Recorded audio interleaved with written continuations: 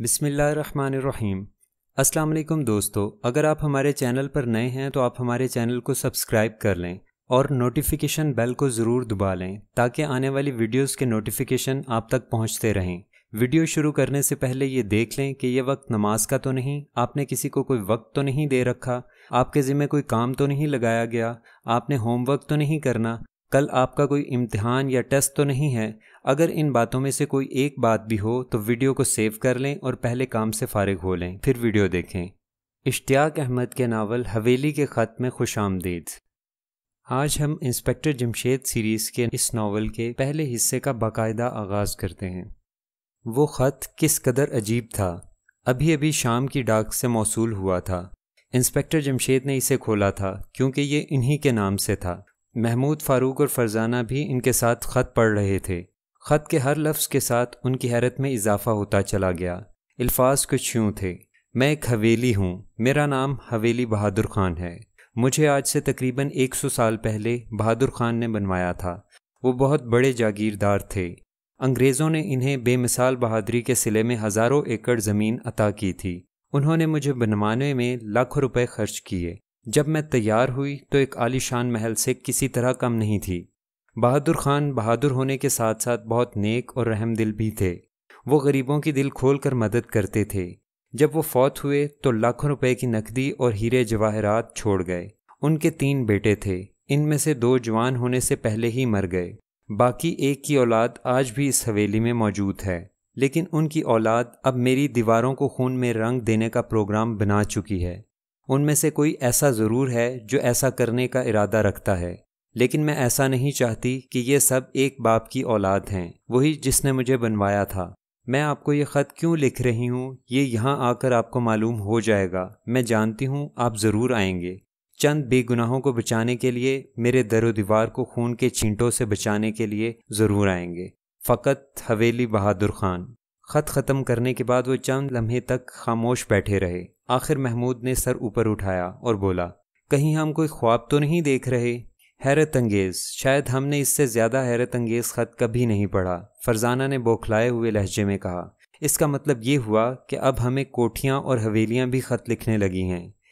अब तो ये भी मुमकिन नज़र आने लगा है कि कल को कोई मस्जिद, मीनार या कोई इमारत रो रो कर हमारे सामने फरियाद कर रहा हो। फ़ारूक की इस बात पर वो सब मुस्कुरा दिए।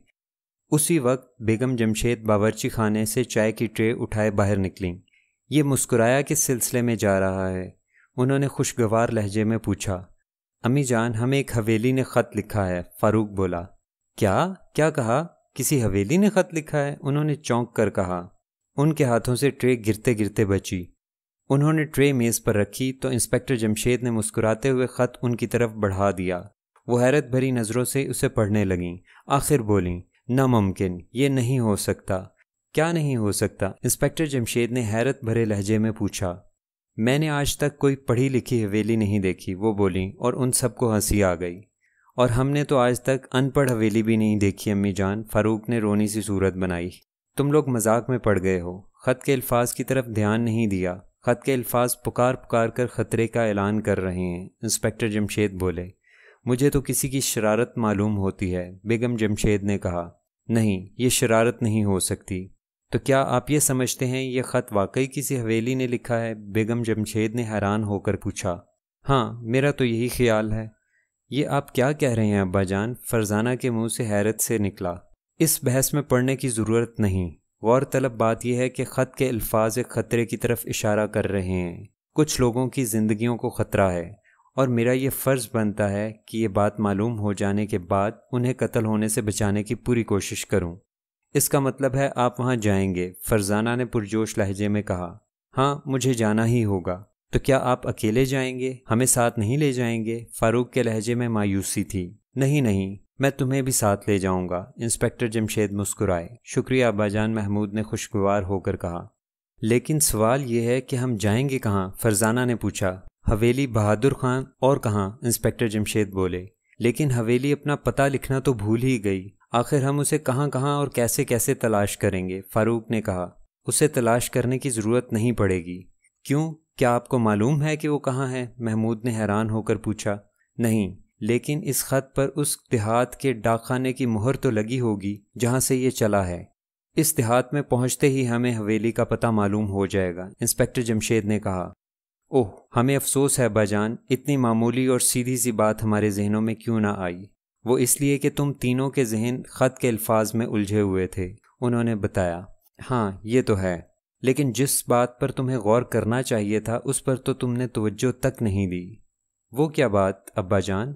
خط کو ایک بار پھر پڑھو۔ جی اچھا۔ تینوں نے خط کو ایک بار پھر غور سے پڑھا۔ اس مرتبہ وہ بہت آہستہ آہستہ اور غور سے پڑھ رہے تھے۔ آخر خط ختم کر کے انہوں نے سر اوپر اٹھائے۔ محمود بولا، میں سمجھ گیا ابا جان۔ خط کے آخر میں لکھا ہے، میں یہ خط آپ کو کیوں لکھ رہی ہوں یہ آپ کو یہاں آ کر معلوم ہو جائے گا۔ سوال یہ ہے کہ وہ کون سی بات ہے جو آپ کو وہاں جا کر معلوم ہوگی۔ گڈ، یہی بات قابل غور ہے۔ آخر حویلی مجھے کس طرح جانتی ہے؟ انسپکٹر جمشید بولے۔ تو کیا آپ کو بالکل معلوم نہیں کہ حویلی آپ کو کس طرح جانتی ہے؟ نہیں، بالکل معلوم نہیں۔ یہ ہمیں وہیں جا کر معلوم پڑے گا، انسپکٹر جمشید نے کہا اور کسی خیال اور سوچ میں گم ہو گئے۔